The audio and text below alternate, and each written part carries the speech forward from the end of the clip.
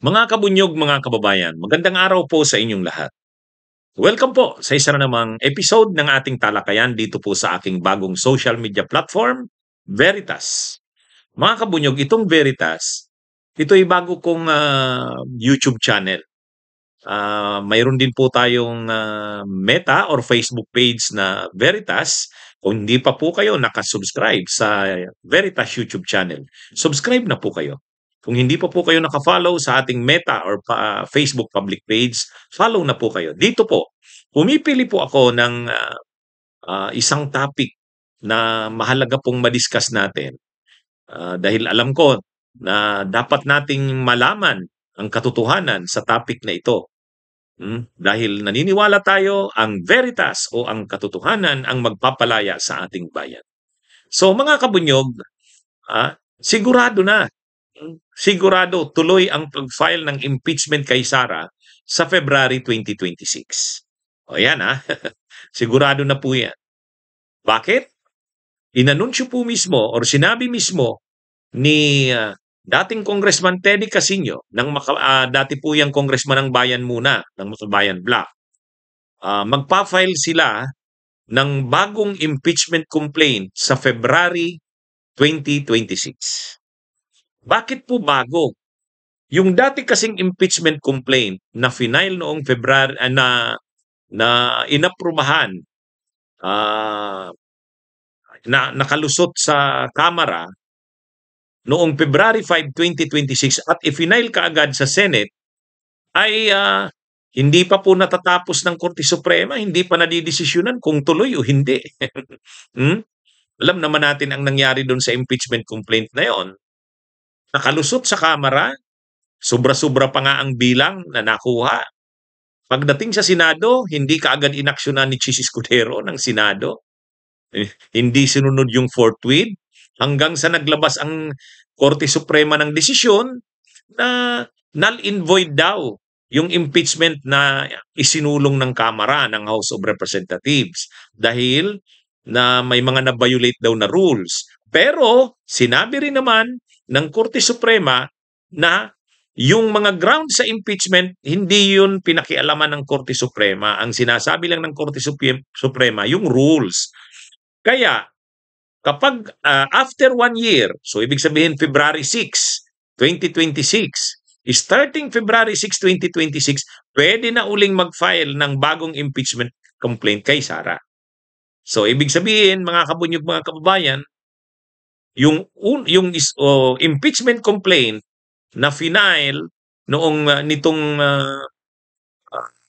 February 2025, yung final nung February 5, ay actually hindi pa rin tapos yun kasi may motion for reconsideration doon sa Senado, sa Supreme Court. Kaya lang hindi pa ina-action, hindi pa nare-resolve ng Supreme Court. Kung pwede kasing resolution ng Supreme Court doon, i-affirm yung dati nilang desisyon na null and void yung impeachment, so wala na yon. O kaya sasabihin ng Korte Suprema, tuloy ang impeachment na yon, nagkamali sila, nag-error yung na-commit nila. So kapag gano'n ang nangyari, bago pa mag-February 2026, pwedeng matuloy na yung impeachment. Kung sabihin ng Korte Suprema na nagkamali sila sa desisyon nila, pagbigyan yung motion for reconsideration. So ibig sabihin, kapag gano'n ang desisyon ng Korte Suprema, tatlo kasing senaryos, mga kabunyog, mga kababayan. Ang unang senaryo ay ang magdidesisyon ng Korte Suprema, halimbawa ngayong December, kaya January, magdesisyon ng Korte Suprema, sabihin ng Korte Suprema, ina-affirm nila yung desisyon nila na null and void yung Supreme Court na in-initiate noong February 5. So in that case, wala na yon.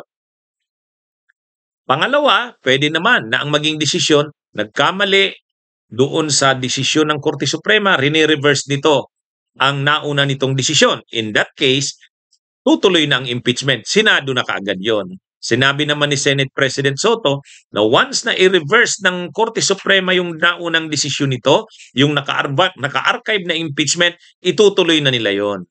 So, kapag ang ruling ng Korte Suprema ay i-reverse yung decision at i-grant yung motion for reconsideration, tuloy na ang impeachment.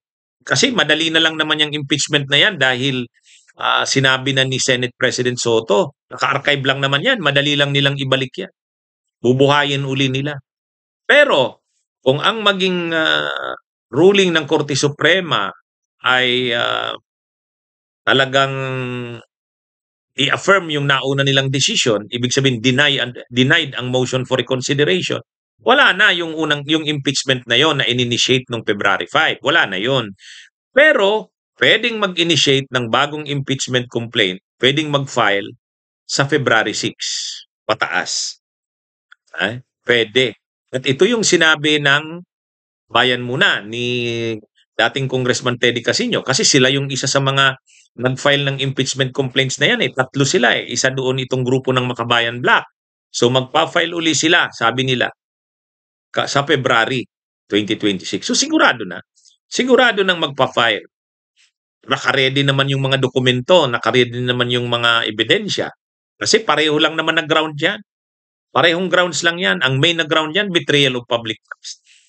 Betrayal of public trust. So madali lang, hindi naman kaya lang ang magiging pagkakaiba lang ngayon, medyo susundin na yung proseso na in-outline ng Korte Suprema doon sa ruling na sinulat ni Senior Associate Justice Marvic Leonin. At anong nakalagay doon? Medyo mahigpit na yung pagsunod sa procedure ng House of Representatives. Yun kasi yung mga bagong guidelines na binigay ni Senior Associate Justice Leonin dun sa kanyang ponensya. Sabi niya doon, hindi pwede yung mabilisan lang na na pagdidesisyon ng Kamara, ng House of Representatives. Kailangan pag-usapan talaga lahat ng miyembro ng Kongreso, mabigyan ng ground sa impeachment, yung mga ebidensyang naka-attached, kailangan malaman ng lahat ng miyembro ng Kongreso, yung mga ganun. Pero ang ang Bayan Muna, Makabayan Black naman, sa kanila, ano pa man yung requirements na yan, gagawin nila yan kasi gusto talaga nilang ma-impeach si Sara. So panibagong impeachment proceeding ito. Itong ipa-file sa February. Pwede rin kasing dumating na yung February, hindi pa rin nadidesisyonan ng Korte Suprema yung motion for reconsideration. Pwede rin yun. Kaya magpa-file na nga ng bago. Pero pwede rin na bago yun ay makapag-desisyon ng Korte Suprema bago ang February 2026. At ang pwedeng maging desisyon ng Korte Suprema, either na i-affirm yung naunang desisyon nito, i-deny yung motion for reconsideration, or i-grant yung motion for reconsideration. Kaya, anyway, alin man dyan sa dalawa, i-reverse man yung kapag dinina yung motion for reconsideration, talagang in-affirm yan na unang decision, patay na yung impeachment complaint na in-initiate noong February 5. So magpa-file uli ng bago. Anyway, so yan pangakabonyog, basta't ang sigurado tayo, tuloy ang impeachment na ipa-file sa February 2026. Kung i-deny ang motion for reconsideration at hindi babalik na rin yung naunang desisyon ng Korte Suprema regarding dun sa impeachment na in-initiate noong February 5, 2025. Okay? So, sa mga nagtatanong, attorney, tuloy ba ang impeachment sa February? Yes. Yes. Sigurado. Kasi, hindi naman aatras yung Makabayan Black na yan. Hindi yan aatras. Pag sinabi nilang magpa-file yan. Hindi naman yan hawak ng mga politiko. May sarili silang desisyon. Ang tanong nga lang, pag nag-file ba sila ng impeachment complaint, suportahan pa kaya ito ng nakararaming kongresista? Kailangan pa rin kasi ng 1/3. Anyway, sa tingin naman natin, kaya yan.